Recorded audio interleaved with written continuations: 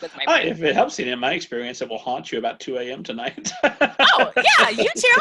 I'm so happy I'm not alone.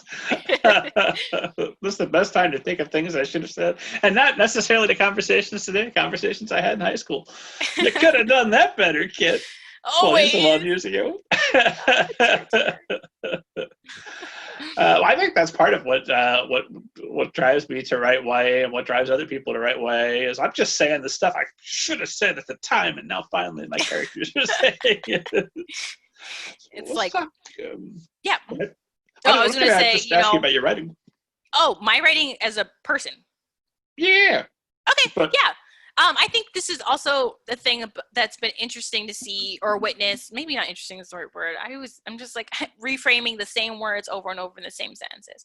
But I think it's really cool and intriguing to see that more agents have come out in the recent years with their own writing careers and their own writing history. And I think it is something that writers should consider when considering agents who are also writers themselves. I'm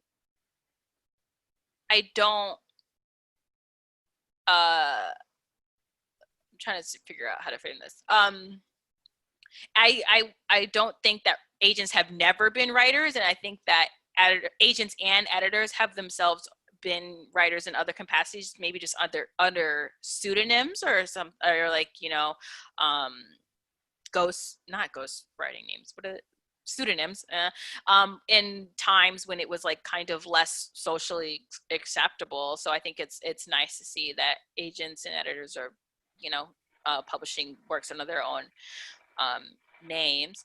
But it's very much a thing. I can understand that writers are like, if my agent's a writer too, are they writing while they're agenting? And I would say for me, that's like, no, I have my work hours and then I have my personal life. I would actually say that I have more work hours in a personal life. So sorry to hear that. I hope that starts to invert. That's just, it's so hard working in an industry that's like your passion, because it's like, I love, like, so for instance, if I'm reading a submission, it's like midnight. I mean, yeah, I should go to sleep, but I really love this thing. And it's like, no one's telling me to work at midnight, but then it's like 3 days later and you're like, I really should not have stayed up till midnight to read this. I could have waited. I could have gotten some good sleep.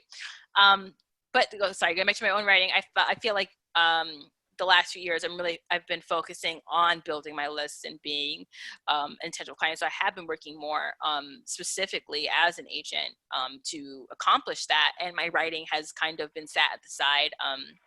I will be publishing in an anthology called All Signs Points Yes. That will be coming out spring 2022, I believe.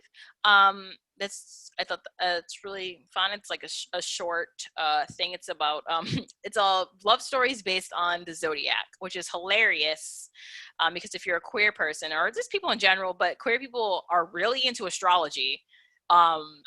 And the types is like, oh yeah, you did this thing because you're an Aquarius, and I'm like, okay, whatever you say.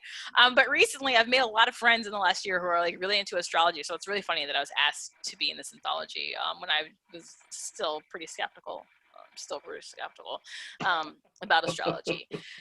And I think it's also really important for me now to inform writers who I'm offering representation in, that I also I'm trying to become a writer in television as well, because that would actually consist of a full-time job in many respects.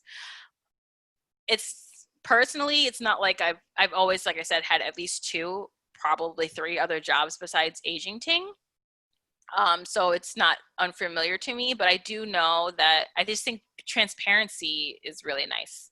And a writer might not want to work with another writer. They might know, like, I don't like writers. I don't want to date writers. I don't want to be around them. I want to be around someone completely different. Why so many people in publishing are married to IT folks? I wonder why. Maybe because our brains work different. But in a married sense, to an IT person. Interesting.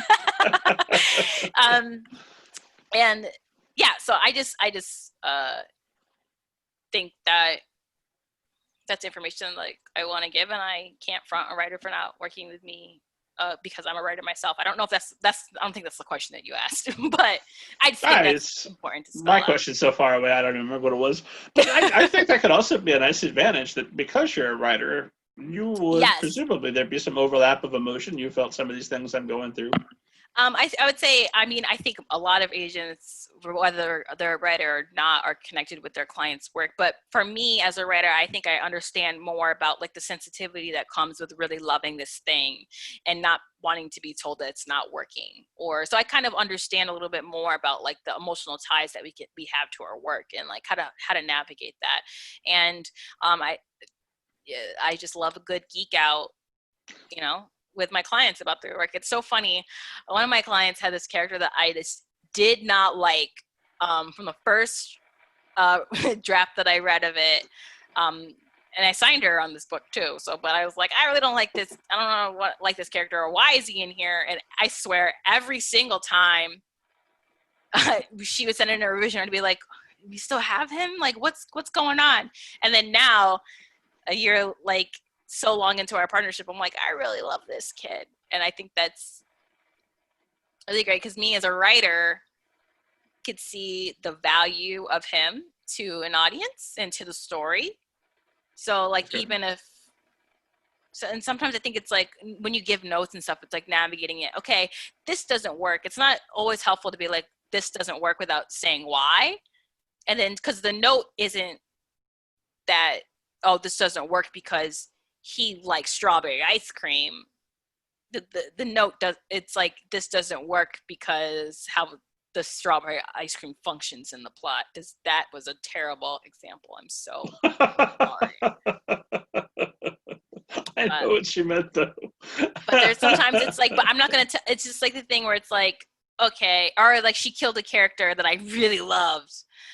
But as a writer, I really understood that it really made the book really good. Once in a while, the death of a beloved character is the most exciting thing that can possibly happen. I bring it up as much as possible. Like, I'm in pain, and nobody will understand until, you know, further news that we can announce in the future. But Stay I hope tuned. other people feel this way about this character that I adore.